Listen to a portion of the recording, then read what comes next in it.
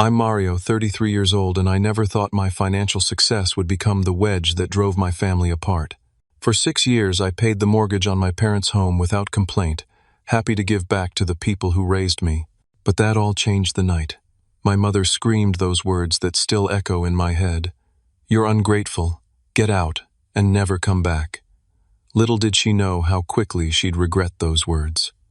If you're watching this right now, drop a comment telling me where you're viewing from, hit that like and subscribe button, and prepare yourself for a story about how sometimes the people closest to us can take our generosity for granted until it's gone. I grew up in a modest neighborhood in Portland, where my parents, Teresa and Frank, worked hard to provide a comfortable life for me and my younger brother, Lucas. Dad ran a small printing business while Mom worked part-time as an administrative assistant. We weren't rich by any means, but we never went without the essentials. They instilled in me the value of hard work and saving money from an early age. Even as a kid, I was fascinated by business and real estate. While other kids collected baseball cards or video games, I'd clip newspaper articles about property developments and local business openings. By 13, I was mowing lawns and shoveling snow to save money. My parents thought it was cute, but they didn't realize I was dead serious about my future. High school was uneventful for me socially, but academically I thrived. I worked weekends at the local hardware store, saving every penny for college. When I got accepted to State University with a partial scholarship, I was ecstatic. Even with the scholarship, college wasn't cheap, so I juggled 3 part-time jobs while maintaining a full course load. My roommates partied while I worked night shifts at a 24-hour diner, delivered pizzas on weekends, and tutored other students between classes. Those 4 years were grueling, but I graduated with a business degree, minimal student loans, and a job offer from a financial services firm in Seattle. My starting salary wasn't impressive, but I lived frugally, sharing an apartment with 2 other guys and brown bagging my lunch every day. I studied for additional certifications at night, volunteered for extra projects at work, and within 3 years I'd been promoted twice. By 25, I had saved enough for a down payment on a small condo. Nothing fancy, but it was mine, and I felt proud every time I turned the key in the lock. My career continued to progress, and by 27, I was managing a team and earning a comfortable 6-figure salary. Life was going according to plan. Then everything changed for my family. Dad's printing business had been struggling for years as everything went digital, but he refused to adapt. Eventually, the business went under, taking their savings with it. At 59, Dad found himself unemployed with outdated skills and a mortgage they could barely afford. Mom's part-time job wasn't enough to cover their expenses, and they were 3 months behind on payments when they finally called me in tears. I flew home that weekend and was shocked at their situation. Past due bills covered the kitchen table, and the refrigerator was nearly empty. Without hesitation, I wrote a check to bring their mortgage current and set up automatic payments from my account. "Just until Dad finds a new job," Mom said, hugging me tightly. "We'll pay you back every penny." It was supposed to be temporary, 6 months at most. Dad would find work, they'd get back on their feet, and I'd go back to focusing on my own future. But 6 months turned into a year, then 2. Every time Dad had a job interview, something went wrong. The company downsized.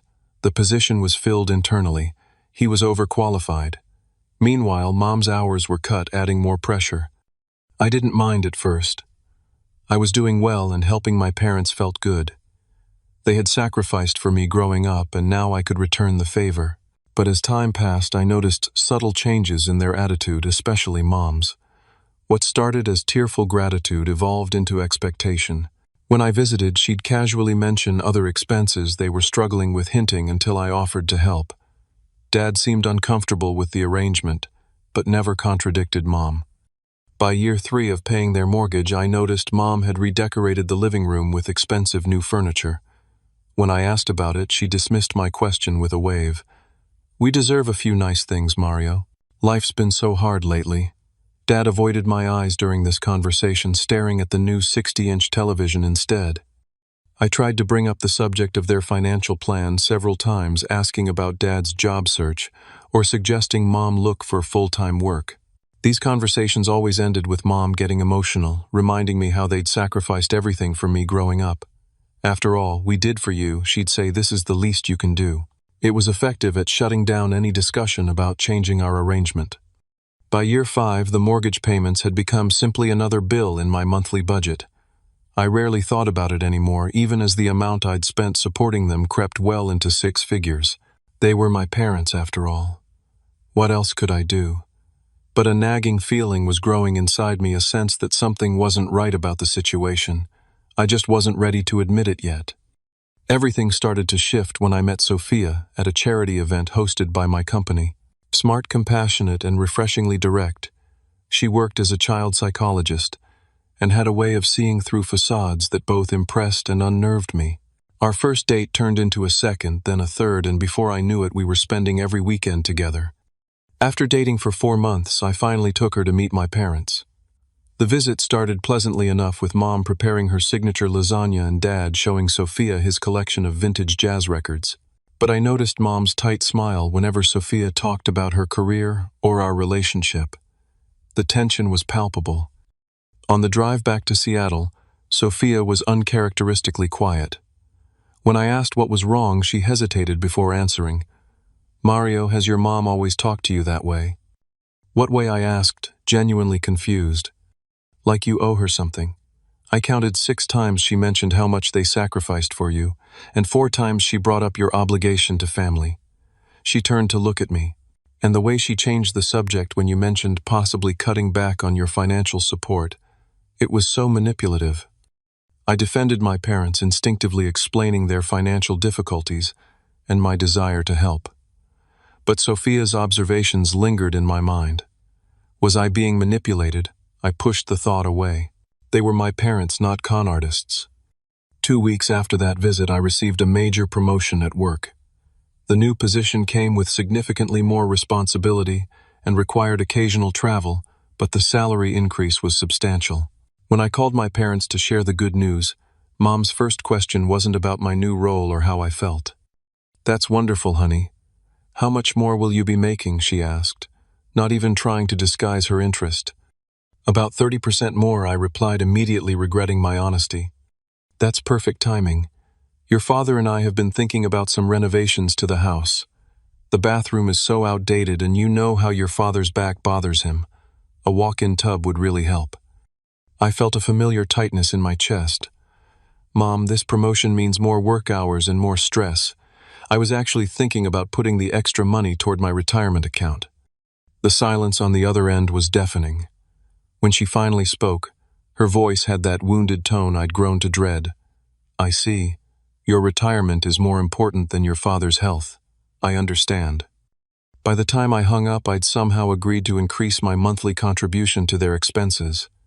Sophia found me sitting in dark silence on my balcony that evening, a untouched beer warming in my hand. I told her about the conversation, expecting sympathy. Instead, she sat down across from me, her expression serious. "Mario, do you realize what's happening? They're using guilt to control you financially. This isn't what loving parents do." Her words stung because deep down I knew she was right. But admitting it meant confronting a painful truth about the people I loved most. So I changed the subject, and Sophia was wise enough not to push. The situation grew more complicated when my brother Lucas lost his apartment and moved back in with our parents.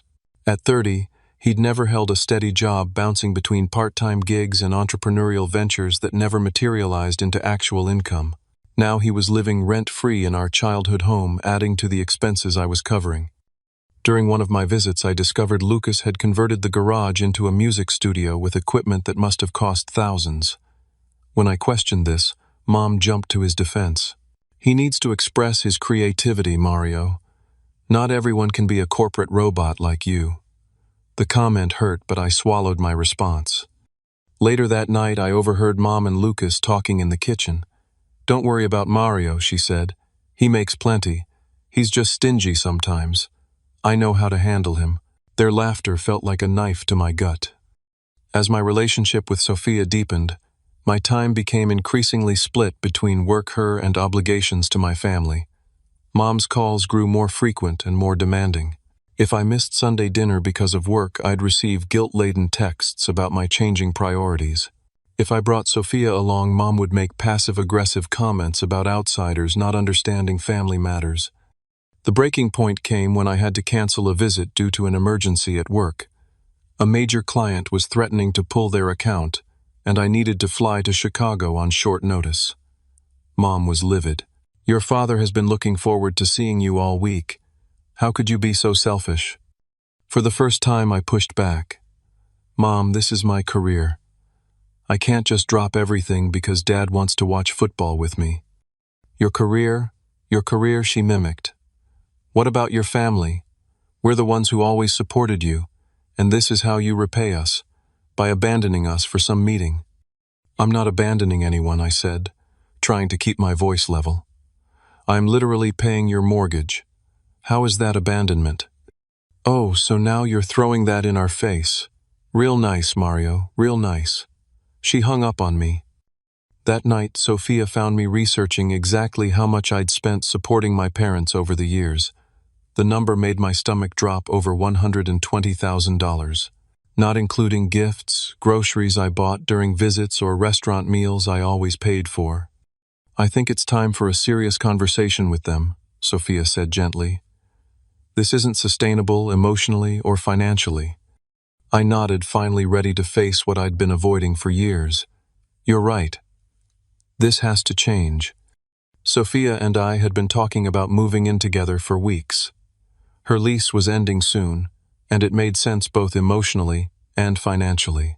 One evening, as we browsed apartment listings online, she paused and looked at me seriously. "Before we do this, I need to know that we're building our life together, not just adding another financial obligation to your plate," she said. "I love how generous you are, but I'm concerned about your family situation." Her words crystallized something I'd been feeling but couldn't articulate. I was carrying my parents financially at the expense of my own future, and possibly my relationship with Sophia.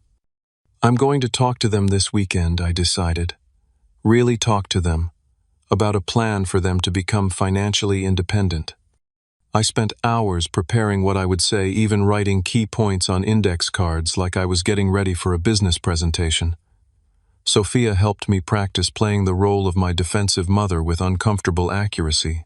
By Sunday morning, when we drove to my parents' house, I felt as ready as I'd ever be.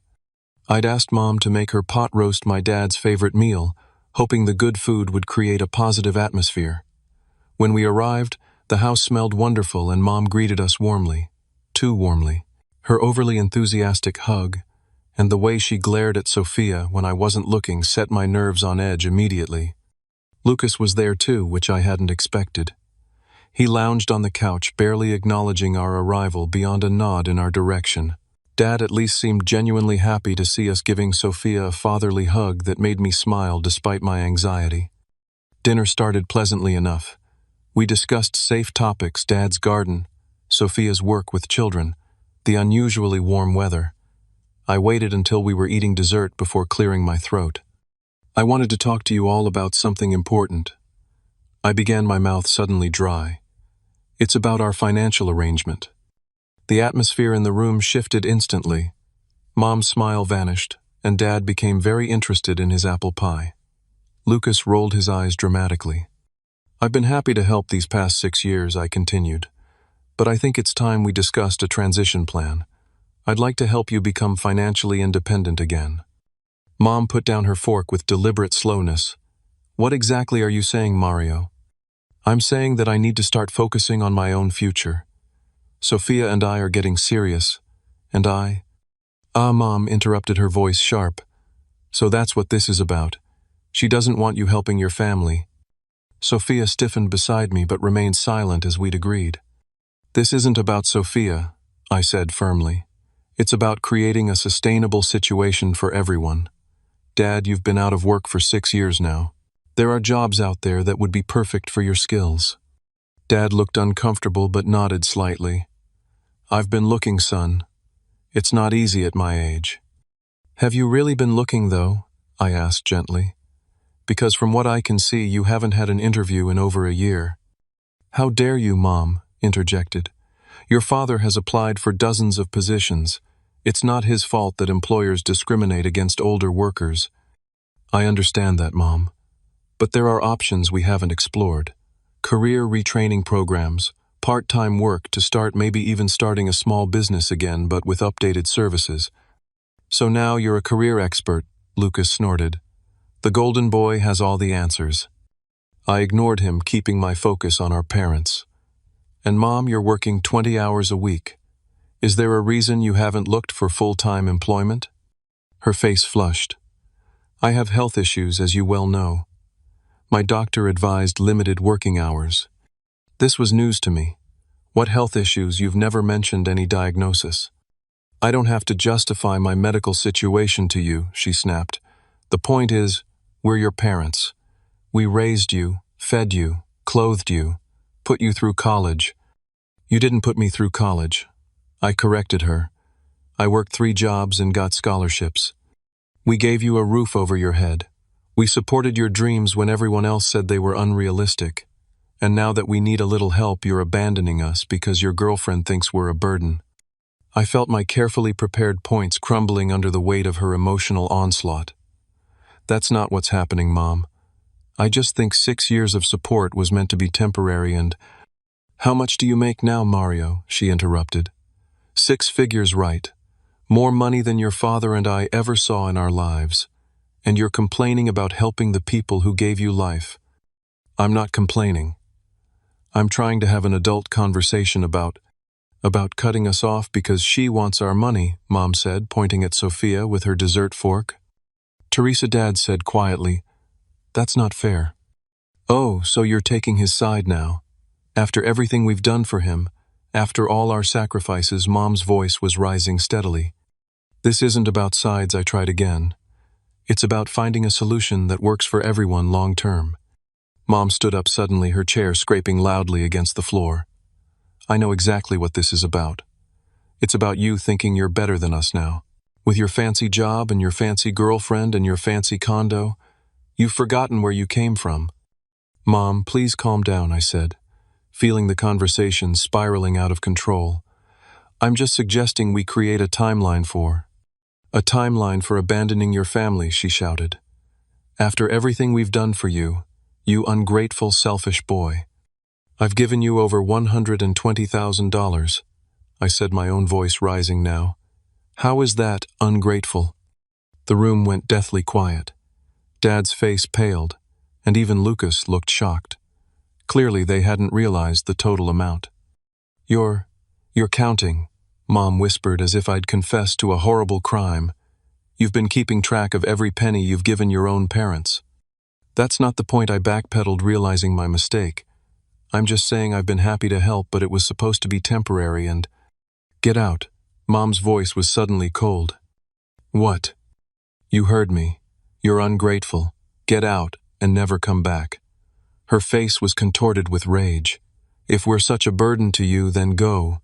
Go live your perfect life with her, and forget you ever had a family. Teresa, for God's sake, Dad finally intervened, but it was too late. I stood up slowly, feeling numb. Sophia rose beside me, her hand finding mine. I think we should go, she said quietly. Yes, take him away, Mom spat. You've gotten what you wanted. I looked at my father, hoping he would say something, stand up to her, but he just sat there looking torn and miserable. Lucas smirked, clearly enjoying the drama. In that moment, I saw my family clearly for perhaps the first time, and what I saw broke my heart. Without another word, Sophia and I walked out the front door, closing it gently behind us. In the car, I sat with my hands gripping the steering wheel, too stunned to drive. Are you okay? Sophia asked, her voice gentle. I wasn't okay, not even close, but I nodded anyway, started the engine and drove away from the house I'd been financially supporting for 6 years. I didn't look back. The first few days after the blow-up were a blur. I went through the motions at work, attended meetings, responded to emails, but inside I felt hollow. 6 years of financial support, and this was how it ended. With my mother screaming at me to get out and never return. The injustice of it burned in my chest, but underneath was a deeper pain. The realization that perhaps my family didn't love me the way I'd always believed they did. Sophia was my rock during this time. She suggested I move in with her immediately rather than waiting for her lease to end. No sense paying for two places when we're together every night anyway, she reasoned. But we both knew the real reason she didn't want me to be alone with my thoughts. My phone remained conspicuously silent. No apologetic call from Dad. No text from Mom saying she'd overreacted. Not even a sarcastic message from Lucas. The silence spoke volumes. They were waiting for me to cave, to apologize, to come crawling back and beg forgiveness for my ingratitude. The thought made my stomach churn. A week after the confrontation, I scheduled an appointment with Janet, a financial advisor I'd met through work. She reviewed my financial situation with professional detachment, noting the significant drain that supporting my parents had placed on my long-term goals. Based on your current income and expenses, you should have approximately $300,000 more in retirement savings and investments than you currently do, she observed, turning her computer screen so I could see the projections. That's the opportunity cost of the support you've provided. The number stunned me. Not just the money I'd directly given them, but what that money could have become if invested over the same period. Years of compound interest lost forever. And if I continue at the current rate, I asked, dreading the answer. Janet ran the numbers. Assuming you maintain this level of support for another decade until your parents reach full retirement age, you're looking at a potential loss of over $1 million in future assets. $1 million. My financial security in retirement, my future children's college funds, the dream home Sophia and I had tentatively discussed, all sacrificed on the altar of familial obligation. What would you advise? I asked, feeling slightly ill. Janet was tactful but direct. From a purely financial perspective, this arrangement is unsustainable and severely impacting your future. You need to establish boundaries. Boundaries. The word resonated with me. What boundaries had I established with my family? None. I'd allowed them unfettered access to my finances, my time, my emotional energy, and what had it gotten me? Thrown out of the house I was paying for. That evening I told Sophia about the meeting. Janet says I need boundaries, I said, still processing everything. Janet is right, Sophia replied. But boundaries aren't just financial, Mario. They're emotional too. Your mother has been emotionally manipulating you for years. That's a strong accusation, I said defensively, old habits dying hard. Is it? Think about how she responds when you try to discuss reducing support. The tears, the guilt trips, the accusations. That's textbook manipulation. I thought about Mom's frequent references to all they'd done for me. The way she'd reframe any attempt at discussion as me being ungrateful. The subtle digs about my career choices while simultaneously benefiting from the income those choices provided. The pit in my stomach deepened. I need to stop the automatic payments, I said suddenly, the decision crystallizing in my mind. Are you sure? Sophia asked, not disagreeing but wanting me to be certain. Yes. I can't keep enabling this situation. And honestly, after what Mom said, why would I keep paying the mortgage on a house I'm not welcome in? The next morning I called my bank and halted the automatic transfer that had been paying my parents' mortgage for 6 years. The customer service representative asked if I wanted to schedule a new payment date. No, I said firmly. I'm discontinuing the payments permanently. The words felt both terrifying and liberating. I waited for the fallout, expecting an immediate call when the payment didn't arrive on the first of the month. But again, silence. Days passed. A week. Still nothing. Part of me was relieved, but another part was puzzled. Had they somehow found the money to make the payment themselves? Had they finally realized the unsustainability of our arrangement? While waiting for the inevitable confrontation, I focused on rebuilding my life. Sophia and I settled into our shared apartment, merging our books and furniture, establishing new routines together. I met with Janet again to create a financial recovery plan, increasing my retirement contributions, and starting a dedicated investment account to recoup some of the lost opportunity costs. I also began seeing Dr. Williams, a therapist Sophia recommended. Our sessions were uncomfortable at first. I wasn't used to discussing my feelings or examining family dynamics, but slowly I began to recognize patterns that had been invisible to me before. What you're describing sounds like financial abuse, Dr. Williams said during one session, his tone matter of fact. Abuse. I repeated the word, feeling too harsh. They're my parents. Parents can be abusive too, Mario. Financial abuse occurs when someone uses money to control or manipulate another person. Your mother used emotional manipulation to extract financial support, and when you tried to establish boundaries, she responded with rejection and verbal abuse. That fits the pattern. I sat with that uncomfortable truth for several days, turning it over in my mind, examining my family history through this new lens. The signs had been there all along. Mom controlling the family finances even when Dad was the primary earner. Her expensive tastes despite their modest income. The way money was alternately weaponized and held over my head growing up. We can't afford that when it was something I wanted, but somehow there was always money for things she deemed important. 2 weeks after I stopped the mortgage payments, I was starting to hope that perhaps my parents had accepted the new reality.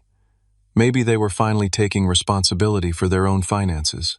Maybe the blow-up had been a blessing in disguise, forcing a necessary change. Then my phone buzzed with a text from Dad. "Why haven't you paid the mortgage? We got a late notice from the bank. Call me as soon as possible." No apology, no acknowledgement of what had transpired. Just the expectation that I would continue financial support despite being told to get out and never come back. I stared at the message for a long time, emotions warring within me. The old Mario would have immediately called, apologized for the oversight, and arranged a payment. The old Mario would have done anything to avoid conflict with his family. But I wasn't that person anymore. After consulting with Sophia and taking a deep breath, I typed a simple response. "Oh, I thought I wasn't welcome. Mom made it pretty clear when she told me to get out and never come back." Then I turned off my phone and went for a long run, knowing that when I turned it back on, my life would never be the same. When I returned from my run and powered on my phone, it nearly vibrated out of my hand with incoming notifications. 6 missed calls from Dad, 8 from Mom, 3 voicemails, 13 text messages. My family had collectively lost their minds. I scrolled through the texts, first watching the progression from confusion to anger to panic to bargaining. "Dad, what are you talking about? Of course you're welcome. Your mother was just upset. Mom, this is childish behavior, Mario. Turn on your phone and call us immediately. Dad, the bank says we're 15 days past due. This will hurt our credit score. Mom, after everything we've done for you, this is how you repay us, by trying to make us homeless. Lucas, way to go, bro. Mom's having a complete meltdown. Hope you're happy. Dad, please, son. We need to talk about this. We can work something out. Mom, if you don't call us back, right now, don't bother calling ever again." The last one made me laugh out loud despite everything. Wasn't that precisely what she'd told me 2 weeks ago? To get out and never come back? The cognitive dissonance was staggering. The voicemails were worse. Mom alternated between sobbing and screaming, accusing me of abandonment, ingratitude, and being completely under that woman's control. Dad sounded defeated, pleading rather than demanding, which was somehow harder to hear. Lucas predictably just called to tell me I was ruining everyone's lives and should man up and take care of the family. Sophia found me sitting on our balcony, phone in hand, staring at nothing. "That bad?" she asked, sitting beside me. "Worse," I admitted. "They're acting like I'm the villain in this story, like I've ambushed them with this decision." "That's not surprising," she said. "You've disrupted the status quo. They're panicking because their meal ticket is suddenly gone." "They're my family, not parasites," I protested, old loyalties dying hard. "Family doesn't treat each other like ATMs," she countered gently. "What are you going to do now?"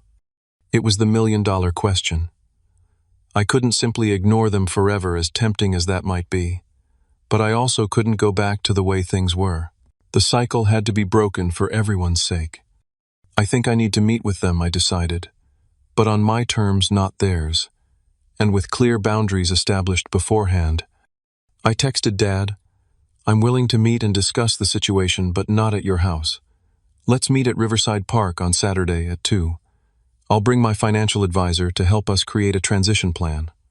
His response was immediate. "Why do we need a financial advisor? This is family business." "It became business when you expected me to indefinitely finance your lifestyle," I replied. surprising myself with my directness. Those are my terms. Take them or leave them. After a lengthy pause, fine, Saturday at 2. The park was neutral territory, public enough that a scene was unlikely, but with enough private areas for a serious conversation. Janet had agreed to join us, bringing professional expertise to what would inevitably be an emotional discussion. Saturday arrived bright and clear. Sophia offered to come for moral support, but I declined.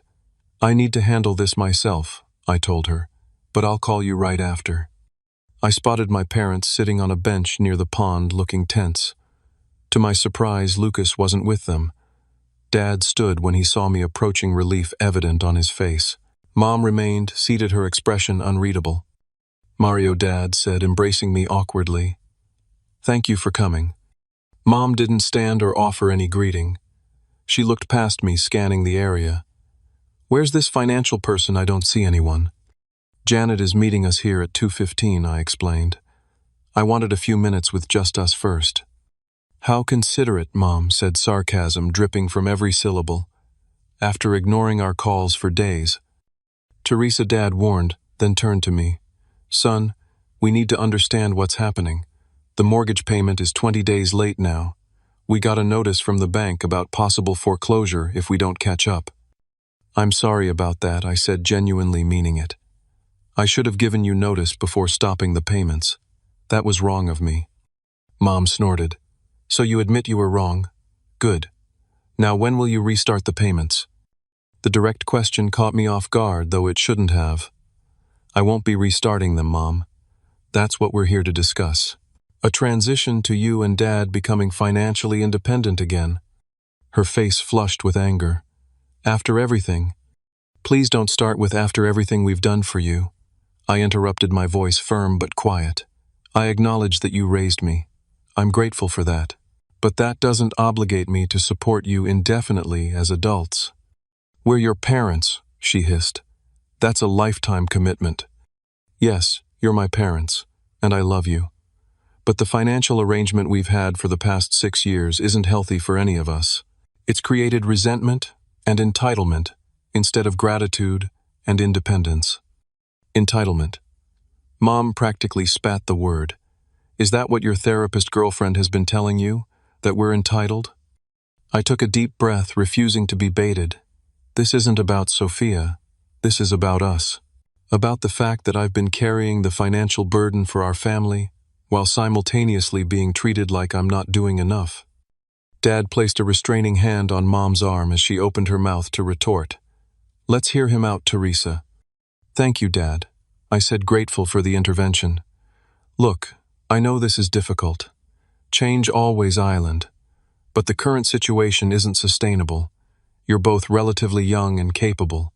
There's no reason you can't support yourselves with some adjustments and planning. Easy for you to say, Mom muttered. You have no idea how hard it is out there at our age. Actually, I do, I replied calmly, which is why I brought Janet. She specializes in midlife career transitions and financial recovery. She's helped dozens of people in situations similar to yours. As if on cue, Janet approached professional in a navy suit carrying a leather portfolio. I made introductions, noting Mom's cold handshake and Dad's nervous one. Thank you for meeting with me. Janet began, her tone warm but businesslike. Mario has shared some details about your financial situation, and I believe I can help you create a sustainable path forward. We don't need financial advice, Mom snapped. We need our son to honor his commitments to his family. Janet didn't flinch. Mrs. Acosta, I understand this is a stressful situation, but based on the information I've reviewed, the current arrangement isn't serving anyone's best interests. Mario has provided over $120,000 in direct support over the past 6 years, plus additional uncalculated expenses. Mom's eyes widened, and she looked at Dad, who seemed equally shocked. Despite my mentioning the figure during our argument, it clearly hadn't registered. That level of support, Janet continued, has significantly impacted Mario's own financial health and future security. Meanwhile, it hasn't helped you and Mr. Acosta establish independence or address the underlying issues in your financial situation. So he's just cutting us off? Dad asked, his voice strained. After all this time? Not at all, Janet replied. What I'm proposing is a structured transition plan.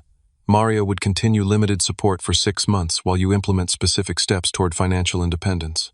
I would work with you weekly to ensure progress and address any obstacles. She opened her portfolio and laid out printouts of a detailed plan, including potential job opportunities for both of them, budget restructuring, and debt management strategies. As Dad leaned forward with interest, Mom crossed her arms tightly across her chest. "This is insulting," she declared. "Being treated like financial children by our own son." "Mom," I said quietly, "6 years ago you promised this would be temporary. Just until Dad finds a job, you said. That was 72 mortgage payments ago." Dad looked down, shame evident in his slumped shoulders. "He's right, Teresa. We've been taking advantage." Mom whirled on him. "Taking advantage? How can you say that, after everything we sacrificed for him growing up, the vacations we didn't take, the second car we didn't buy? We gave him everything. And I've been repaying that generosity for 6 years," I said. "But it has to end sometime. I have my own life to build, my own future to secure." With her, Mom sneered. "She's the one behind this, isn't she? Sophia doesn't want her money going to support your family." "It's my money, Mom. And Sophia has never once complained about me supporting you. She's only concerned about the emotional toll it's taking on me, on all of us." "Emotional toll," Mom scoffed. "Since when did you get so sensitive?" Janet intervened smoothly. "Mrs. Acosta, financial stress impacts relationships in profound ways. What I'm seeing here is a family in crisis, not just a financial problem. The plan I'm proposing addresses both aspects." For the next hour, Janet outlined her recommendations in detail. Dad asked thoughtful questions and took notes. Mom alternated between sullen silence and barbed comments. It was exhausting but necessary. Finally, Janet closed her portfolio. "I'll email you both the complete plan. Take some time to review it, and we can meet again next week to address any questions or concerns." As Janet packed up, Dad turned to me. "Son, I want you to know. I'm sorry. For everything. For letting this go on so long without saying anything. For not standing up when your mother... Well, I should have been stronger." His apology, unexpected and genuine, caught me off guard. "Thank you, Dad. That means a lot." Mom stood abruptly. "If we're done here, Frank, I'd like to go home. I have a headache." "Actually, Mom," I said, "there's one more thing. My conditions for any continued support." "Conditions," she repeated incredulously. "Yes. First, I need an acknowledgement that what you said 2 weeks ago was hurtful and inappropriate. Get out and never come back isn't something you say to someone who's been supporting you for 6 years. She pressed her lips together tightly. Second, I need respect for my relationship with Sophia. No more snide comments or accusations. Mom looked away, refusing to meet my eyes. And finally, I need your commitment to follow Janet's plan. If you're not willing to work toward independence, then I can't continue supporting you even temporarily. And if we don't agree to these conditions, Mom asked, her voice dangerously quiet. Then you'll need to find another solution for your financial situation, I said simply. The choice is yours. Dad placed his hand on Mom's shoulder. We'll think about it, son, and we'll let you know. As they walked away, I couldn't tell if we'd made progress or just deepened the divide. But for the first time in years, I felt like I'd stood up for myself. Whatever happened next, that was a victory worth celebrating.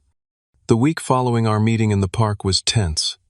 Mom maintained radio silence, but Dad texted daily updates. He'd applied for 3 jobs. He'd spoken with Janet about restructuring their budget. He'd listed some of his vintage record collection on an online marketplace. Small steps, but significant ones. What he didn't mention was Mom's response to the transition plan. Her silence spoke volumes. After years of emotional manipulation, she'd lost her primary leverage and was retreating into stubborn resistance. I wondered if she'd ever come around, or if this was the beginning of a permanent estrangement. The thought hurt more than I wanted to admit. Despite everything, she was still my mother. I still remembered her singing me to sleep when I had nightmares, teaching me to ride a bike, beaming with pride at my college graduation. Those memories existed alongside the manipulation and entitlement. Both versions of my mother were real. 10 days after our meeting, Dad called rather than texted. His voice sounded different, more energetic than I'd heard in years.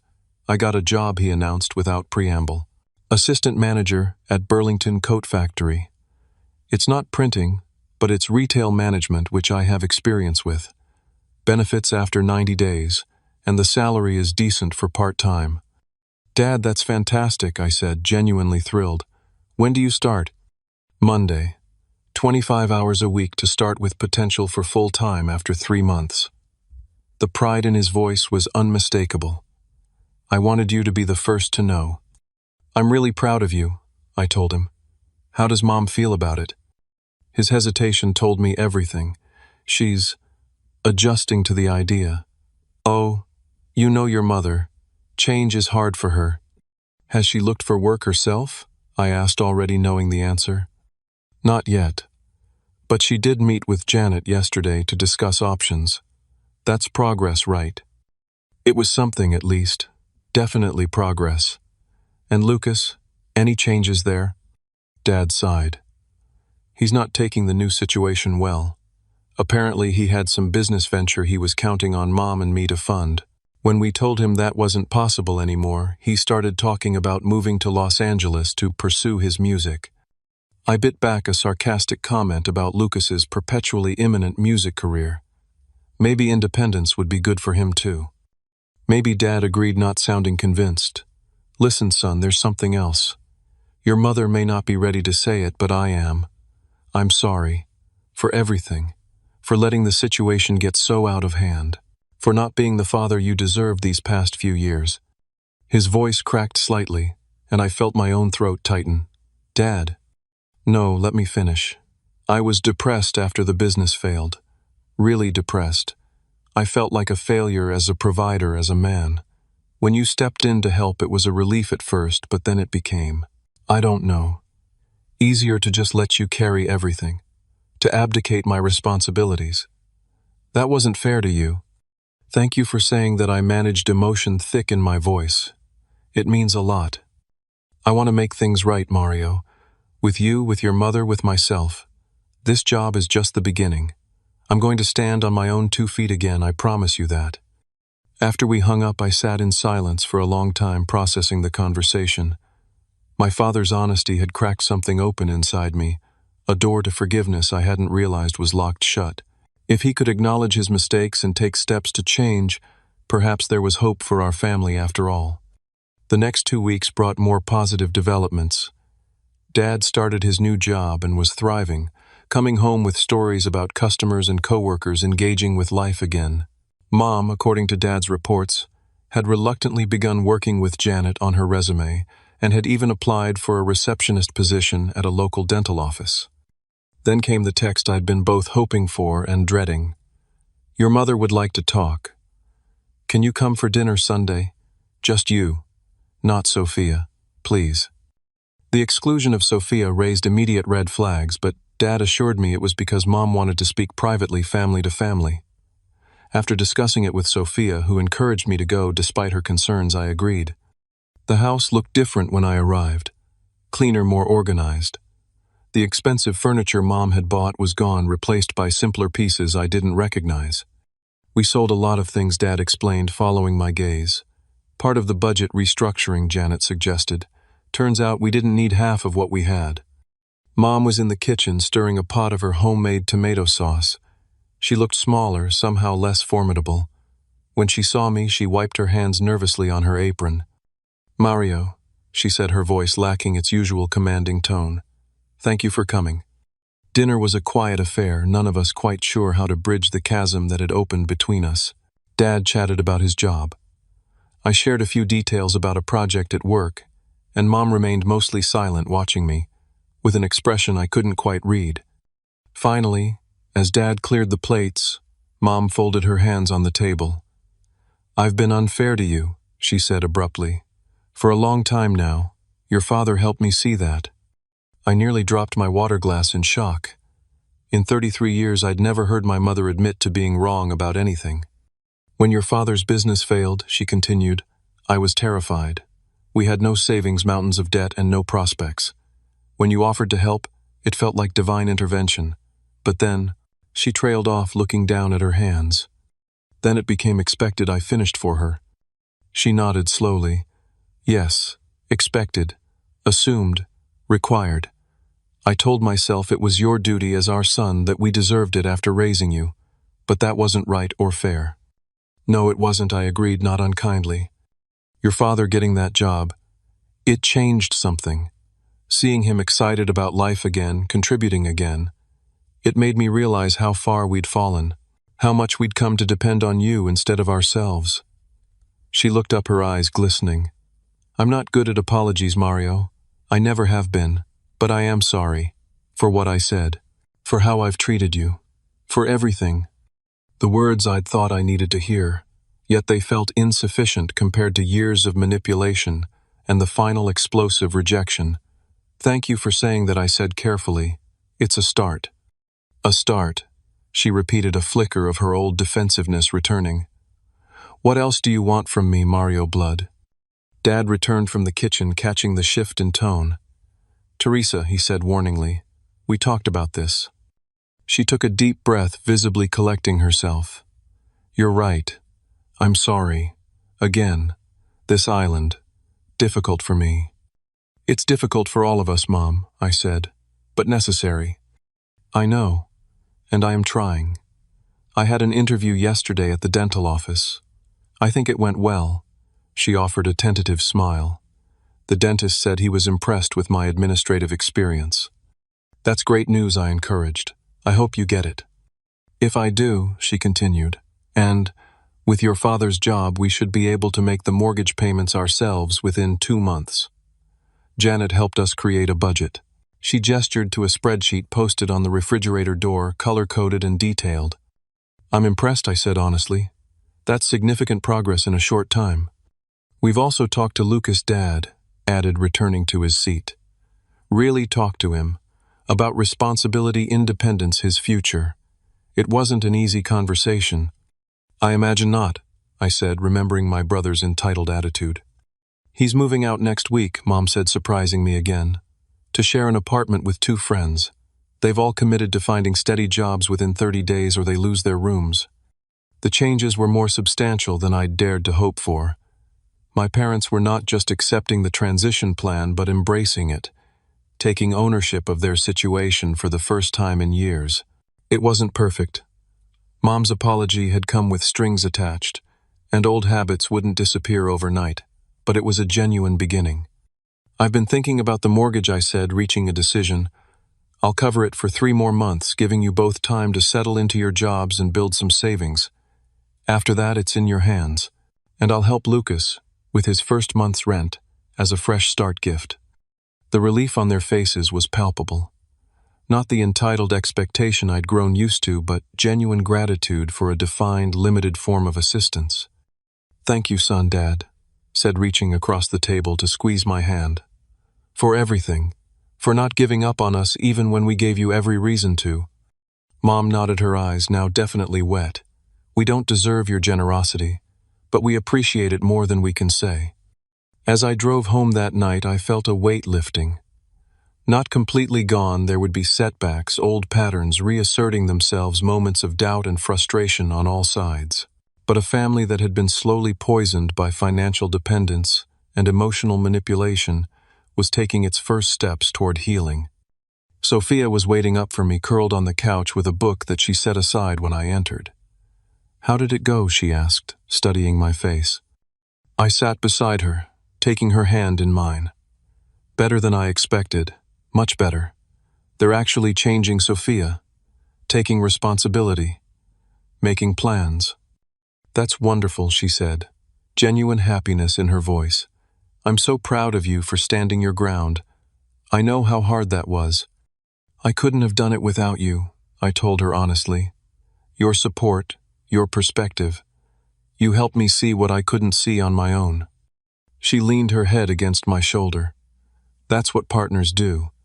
They help each other grow even when it's uncomfortable. Partners. The word felt right. As I held Sophia close, I realized that for the first time in years I was looking forward to the future with hope rather than dread. A future where I could have a relationship with my family built on mutual respect rather than financial obligation. A future where Sophia and I could build our lives together without the shadow of my family's expectations hanging over us. It wouldn't be perfect, nothing worth having ever island, but it would be honest and real and ours, and that was enough. 6 months passed in a blur of positive changes. Dad was promoted to full-time status at Burlington with a modest raise and full benefits. Mom not only got the receptionist position but excelled at it, her natural organizational skills and commanding presence, making her an asset to the dental practice. They'd made every mortgage payment themselves for 3 months, running a fact. Dad proudly reported during our now regular Sunday phone calls. Lucas, surprisingly, had maintained his apartment share and found steady work as a sound technician at a local recording studio. The job wasn't glamorous, but it connected him to the music industry he loved while providing stable income. He'd even apologized to me awkwardly but sincerely for his attitude over the years. I was a mooch, he admitted during a rare phone call. You were an easy target because you never said no. My relationship with Sophia deepened through this period of family reconstruction. Watching her unwavering support during the difficult conversations, her gentle encouragement when I doubted myself, and her genuine happiness at each positive development confirmed what I already knew. She was the partner I wanted by my side. For life. On a crisp autumn evening, 6 months to the day after our confrontation in the park, I asked Sophia to marry me. Not with a grand gesture or public spectacle, but quietly, privately, in the small garden behind our apartment building where we often sat with morning coffee. She said yes before I finished asking, tears streaming down her face, and we spent the evening planning our future together with the kind of joyful certainty that only comes when you've found your true match. Telling my parents about the engagement was the final test of our healing relationship. I invited them to dinner at a nice restaurant, which I insisted on paying for old habits die hard, and Sophia wore her ring openly. Mom spotted it immediately, her eyes widening as she glanced between us. Is that what I think it is? She asked, her voice carefully neutral. If you think it's an engagement ring, then yes, Sophia replied with a smile. Mario asked me last week. There was a moment of tension as Mom processed this information. The old Teresa might have reacted with passive-aggressive comments about not being consulted or included in the proposal plans. But the woman sitting across from us simply reached for Sophia's hand to examine the ring more closely. It's beautiful, she said finally. Simple but elegant, very much your style. Thank you, Sophia replied, genuine warmth in her voice. Congratulations, son. Dad said, raising his water glass in a toast. You couldn't have chosen a better partner. Mom hesitated, then raised her glass as well. To Mario and Sophia. May your life together be blessed with joy and understanding. It wasn't effusive enthusiasm, but it was sincere acceptance. From my mother that represented enormous growth. After dinner, as we walked to our cars, Mom pulled me aside. I wasn't always supportive of your relationship, she said quietly. I was jealous of her influence on you, threatened by the changes she inspired. That was wrong of me. Sophia is good for you. She helps you be your best self, which is what real love should do. Her words, unexpected and insightful, brought tears to my eyes. Thank you, Mom. That means everything to me. I'm learning, she said with a small smile. Slowly at my age, but learning nonetheless. The wedding planning process revealed how much had changed in our family dynamic. Mom offered suggestions rather than demands, respected our decisions even when they differed from her preferences, and worked harmoniously with Sophia's parents on shared responsibilities. When I offered to help my parents with some of the traditional costs, Dad firmly refused. We've budgeted for this, he insisted. It's important to us to contribute to your wedding as your parents, not as your dependents. The distinction was significant. They wanted to give from a place of strength and independence, not obligation or expectation. It was the healthiest our relationship had been in my adult life. The wedding itself was everything we'd hoped for, intimate, joyful, focused on our commitment rather than external displays. During the reception, Dad gave a toast that brought the room to tears. To watch my son grow into the man he is today has been the greatest privilege of my life, he said, his voice thick with emotion. Mario, you taught me what real strength looks like. Not the false pride that keeps a man from admitting his failures, but the true courage to stand firm in your values, even when it's difficult. The lesson came later in life than it should have, but I'm eternally grateful for it. Looking around at our gathered loved ones, Sophia radiant beside me, my parents supporting each other, both literally and figuratively, Lucas sober and engaged with the moment rather than checking his phone, I felt a profound sense of peace. The journey had been painful, the confrontations uncomfortable, but the outcome was worth every difficult moment. In the months that followed the wedding, Sophia and I began looking for a house planning for the family we hoped to start. My parents continued their journey toward financial independence, even taking a modest vacation paid for entirely from their own savings. Our Sunday dinners became a treasured tradition, occasionally including Lucas when he wasn't working weekend events. The transformation wasn't without setbacks. Mom sometimes slipped into old patterns of manipulation when stressed. Dad had moments of passivity that frustrated both Mom and me. I occasionally found myself reverting to the role of financial rescuer before catching myself. But these regressions became less frequent and less severe as we all remained committed to healthier patterns. A year after that fateful dinner where Mom had told me to get out and never come back, we gathered at my parents' home to celebrate their 35th wedding anniversary. As we shared memories and laughter, I reflected on the journey we'd taken together and the lessons I'd learned along the way. First and foremost was the understanding that genuine love requires healthy boundaries. Without limits, generosity becomes exploitation, gratitude becomes entitlement, and relationships become transactional rather than nurturing. Setting boundaries wasn't selfish or cruel, it was necessary for authentic connection. I'd also learned the painful truth that family patterns don't change without discomfort. The status quo, however, dysfunctional, has a powerful gravity. Breaking free requires courage, persistence, and the willingness to endure temporary pain for long-term health. Had I not stood firm in that park meeting, had I caved to guilt and obligation as I had so many times before, nothing would have changed. Perhaps most importantly, I discovered that financial support, while sometimes necessary and appropriate, cannot substitute for emotional growth or personal responsibility. By constantly rescuing my parents from the consequences of their financial choices, I'd been denying them the opportunity to develop their own resilience and resourcefulness. My help had become a subtle form of harm. As I watched my father refill everyone's wine glasses, a modestly priced but good quality wine he'd proudly selected, I realized that the greatest gift I'd given my family wasn't the mortgage payments or other financial assistance. It was the gift of consequences, of accountability, of the chance to reclaim their dignity by standing on their own feet again. A toast, I said, raising my glass, to second chances and new beginnings, to the courage to change even when change is terrifying, and to family not as an obligation but as a choice we make every day to love each other with honesty and respect. To family, everyone echoed, glasses clinking in the warm evening light. Later, as Sophia and I drove home, she placed her hand gently on my knee. "You know what I'm most proud of?" she asked. "How you managed to set boundaries without burning bridges. That's rare, Mario. Most people either stay trapped in toxic patterns or cut ties completely. You found a middle path." Her observation crystallized something I'd been feeling but couldn't articulate. The journey hadn't been about escaping my family or changing them to suit my preferences. It had been about creating a relationship where all of us could be our authentic selves, with honesty, mutual respect, and appropriate expectations. As we pulled into our driveway, Sophia's phone buzzed with a text. She smiled as she read it. "Your mom wants to know if we're free for lunch tomorrow. Just the two of us.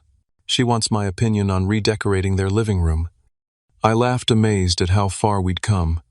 Tell her yes, and tell her I love her. Some might look at our family story and see only conflict and pain. But I see something different.